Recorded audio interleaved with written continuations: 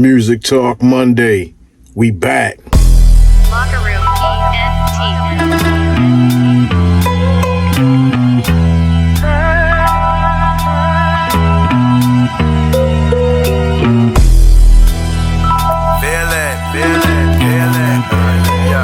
Hey yo, welcome back to Music Talk Monday. So, you know what I'm saying, before I get into it, shout out to my man Five Diggy. You know what I'm saying, peace to the God. Waiting on that new project. God can't wait to hear the beats. You feel me? Super producer, pugilistic, you know what I'm saying? But yeah, yo, listen, y'all. You can't start from the middle of the book. You can't read from the middle of the book and think you're gonna have a full understanding of anything. And a lot of you people, you come up in here with what you think hip hop is and then try to force it on people that actually really live the culture, right? So I'm saying the power of hip hop.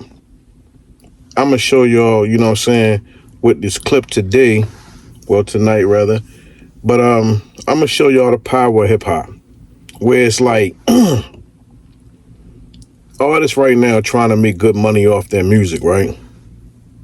So it's quite difficult. Hip hop is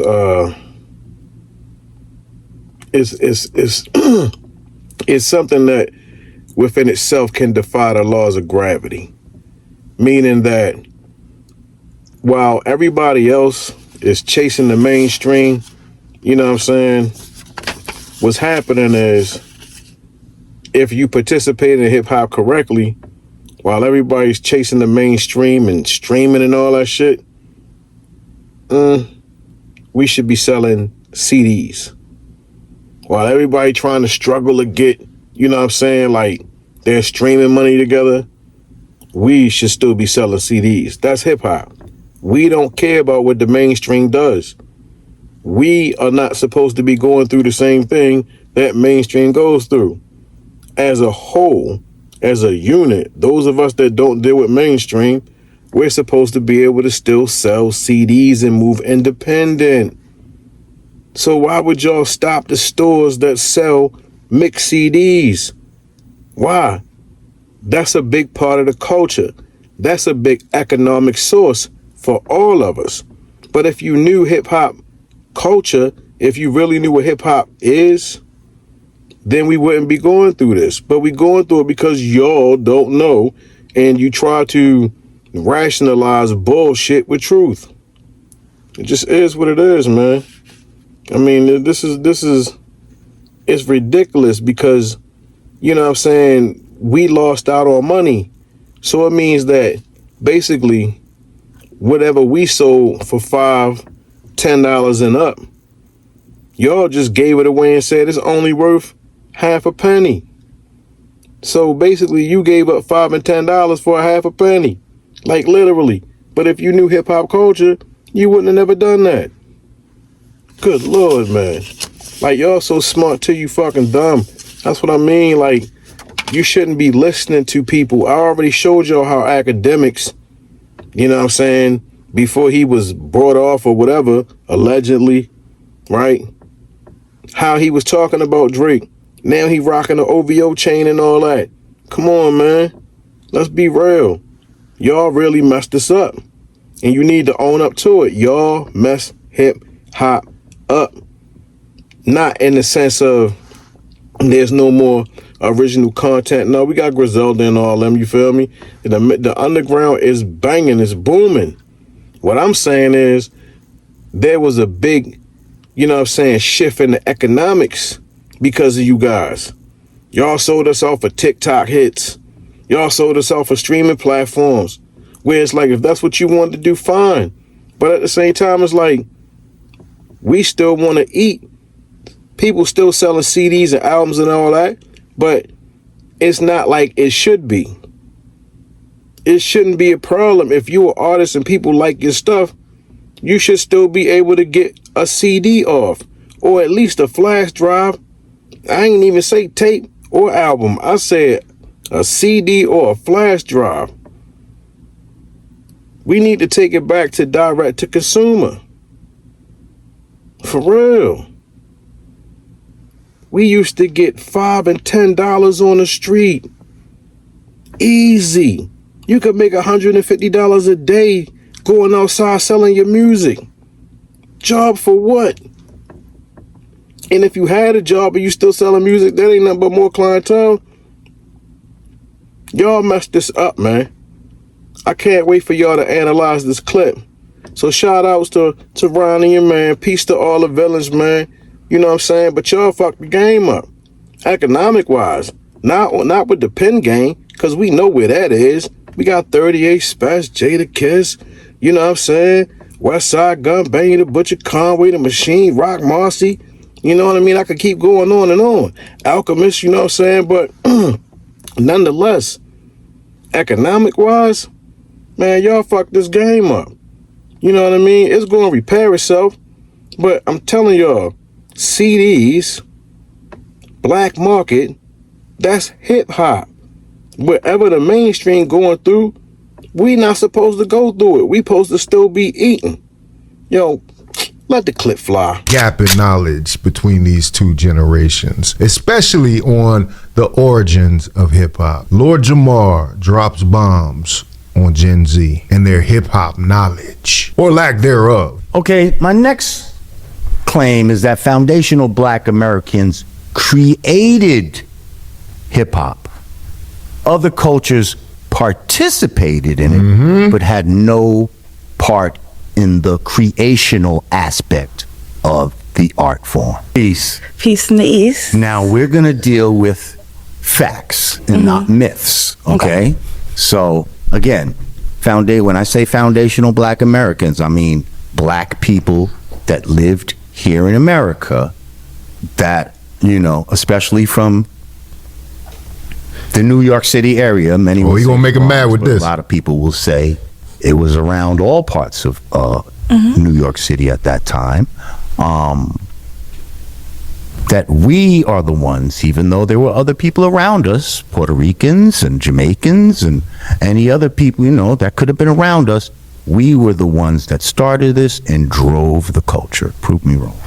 I will have to disagree. I would say that you guys, y'all. Oh, it's interesting because you have to do the research to understand exactly where somebody like Lord Jamar is coming from in this. Tariq Nasheed did a whole documentary on it, but it's largely been ignored by mainstream hip hop circles because they don't want to necessarily deal with the possibility that a black art form was created by black Americans. You know, there's a narrative that's gone for so long. This is going to ruffle some feathers. Drove the culture. Prove me wrong. I will have to disagree. I would say that you guys, y'all rooted and created it and like made it traditional, of course. However, I believe that in the 1970s, youth from the... Well, wait a minute. That means the conversation's over. She just admitted what he said. Let me hear that again. We were the ones that started this and drove the culture. Prove me wrong. I will have to disagree. I would say that you guys, y'all rooted and created it and like made it traditional, of course. However, I believe that in the 1970s, youth from the Bronx are the ones that created, meaning African Americans and Afro-Caribbean immigrants that were talking about it during that time, you know, the events that were happening. I believe it was the youth of the Bronx, not the foundation of black Americans. Why, first of all, why do you feel it was the Bronx, number one? Because that's what you heard, right? I believe it's the Bronx, yes. Hip-hop created and started in the Bronx. Okay, that's well, I was born in the Bronx. So shout out to the Bronx, shout out to the Bronx. I'm from Queens, baby. I'm from Queens. The Bronx, but some people would dispute that. But I'm not going to get into the disputing of it. Now, when you say Afro-Caribbean people, right? Because, yes, people like Kool Herc were from Jamaica. Grandmaster Flash has a Bohemian background. But let me ask you this. Africa Bambaataa. What specifically inside hip hop could you point to and say that comes from Caribbean culture? That comes, like the Puerto Ricans put that into hip hop. The Jamaicans put that into hip hop. Name some things. Let me tell you, she's not going to be able to come up with anything. That is part of the problem. That is part of the problem. I mean, yes, there was definitely contributions from those names that he named, but you got to admit that there was so much of the elements of hip hop that were already in existence. Why is it always brought to this one point on Sedgwick in the Bronx as the starting place? I think this, at this point, has become an urban myth. It's become an urban myth on the hip hop origins. You literally have people all over New York City that were doing those things better and or at a larger volume. But a lot of times what they'll do is they'll reclassify those as disco DJs. They'll reclassify them as disco DJs because some people use the name Disco King, or it's very sad. When DJ Kool Herc, when he was DJing, right? That's like when he put the breaks in. That's a form of, You don't like, even know. you know, cultural influence, because that's from Jamaica. No, it's not from Jamaica. The breaks when he did that. No. Fact wise. No, I'm sorry. This is you're dealing with feelings. The breaks he was playing, first of all, were soul, foundational Black American Afro? James music. Brown. No, not Afro anything. Soul. It was Black American music that he was playing, not African music, not Afro-Caribbean music. He was playing soul music, and the breaks inside that music couldn't do nothing Jamaican inside hip hop, or else nobody was f***ing with him. You see what I'm saying? No He Bob tried Marley. to come, when he first came to Jamaica, there's stories of him where he tried to wear cowboy boots and all that type of shit to the party, and you know, people was like, "What you doing with them roach killers on?" and all this type of shit. And he stopped wearing that type of shit. You understand what I'm saying? And started wearing Assimilated. sheepskins and doing, trying to assimilate with what the foundational Black Americans were doing. Right. So what I'm saying is, there's nothing inside of hip hop. You know how we be like, say ho, or say, nobody says say blood clot. Nobody says, you know, say papi chula. We don't say none of that. All we do is everything that we say and everything that's inside of hip hop culturally started with foundational Black Americans. All right, we about to get into these shout outs, you feel me?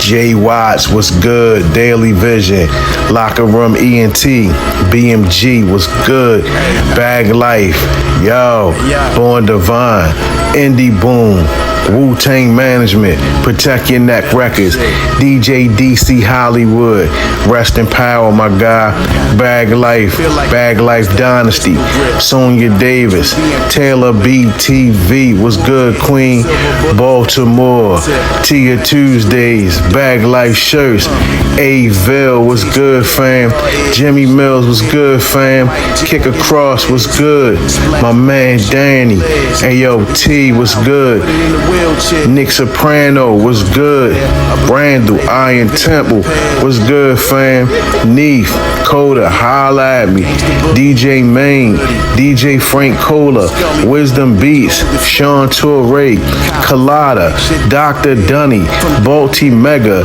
Singar Superior, Young Damo, Mr. Diesel Fuel TV, Street Legal Entertainment, All the Villains, Amon, Ricky Jacobs, GQ was good.